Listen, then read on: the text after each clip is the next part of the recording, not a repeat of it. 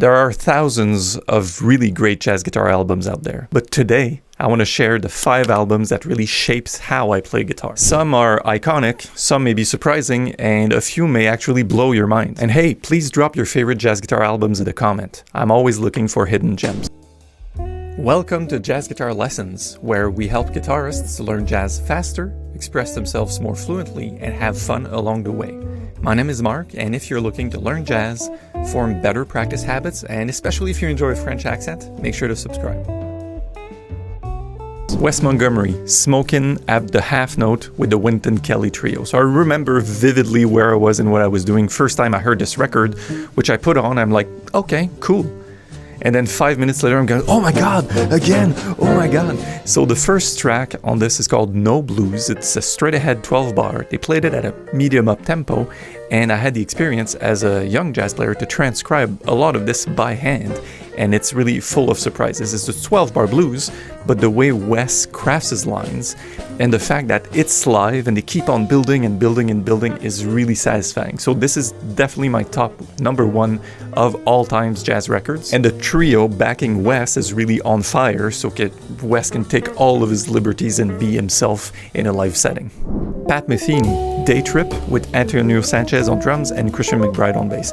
So this one is more recent, but personally I think we will find out later in history that's one of his best ones. This is a trio record with certain solo tracks, and quite frankly, the playing and the maturity of Metheny at this point of it in his life, which is probably 2008, is really surprising and fulfilling. One of my favorite tracks is the When We Were Free, which started with a very basic bass line, and then it builds into this sort of 3/4 or 6/8 shuffle, which is just fantastic. Enters Metheny's synthesizer blows, which is great, and there's another track I started to transcribe, which is a solo acoustic guitar called Dreaming Trees. Very cool, not very bebop or standards oriented, very original, but at the same time not the typical fusion stuff we hear from Metheny. So it's a straight ahead record of compositions, a great collaborations from these 3 musicians. Ed Bickert and Don Thompson at the Garden Party. So this is what jazz guitar duo with bass should sound like. Nothing personal against Jim Hall and Ron Carter, but this is to me the pinnacle, the ultimate way of playing standards on a record. The way I discovered it, I was just getting into Ed Bickert, and I found out that this was a mid-70s record where they're just basically playing live, right? And the title track is Alone Together. They started with a sort of a vamp, it's in G minor, and the head is played by the bass player, Don Thompson, and it's just magical. It's beautiful, but it's amazing just to hear Ed in the background to comp with some of the stuff you go, yeah, that's familiar guitar stuff, but also in an innovative, not unheard of at this point in history, so definitely check that record. So no drums, just warmth, beautiful driving music, and to me this is Canadian jazz at its finest. If I'm driving the car, this is on for sure, especially the first track. So this is John Scofield, EnRoute. This is the trio with Steve Swallow and Bill Stewart.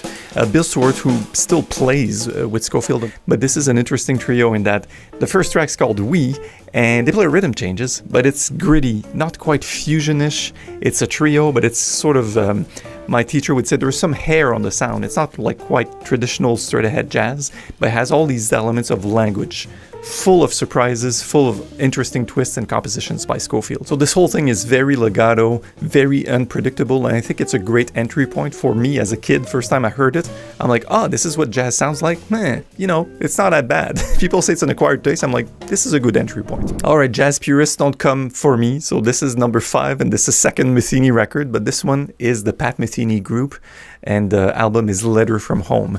This is excellent, very polished, very highly produced. People will say, well, it's sort of smooth jazz, so it doesn't really fall in that category. I still think it's an excellent record. We have voice as an instrument on there.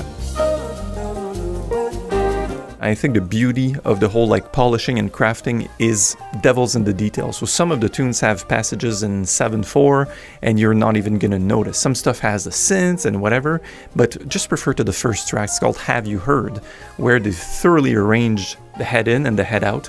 And the solo sections are baked into C minor blues, followed to a C sharp minor blues after a bridge, which is just fascinating. This doesn't sound like that when you, on your first listen, you're like, this is like Muzak, right? Elevator Muzak. But when you dig into the details, realize the the variety, the complexity, and the contrast, and the fact that they all make it look very easy. This is a really solid group, of course, and a really solid record to listen to. Not straight ahead, but still something that really shaped my playing over time. So there you have it. Wes Montgomery, Live at the Half Note. Pat Metheny, Day Trip. Ed Bickert, Don Thompson, At the Garden Party. John Scofield, EnRoute. Pat Metheny Group, Letter from Home. I'd love to hear your comments and your suggestions on your best top 3 or top 5 albums that shape the way you play, so drop me a comment here. And if you'd like to explore these sounds and concepts further, please be sure to look at my video here on how to comp masterfully in a jazz style and how to improvise lines in the style of Wes, Pat Metheny, Ed Bickert, and I'll see you in the next video.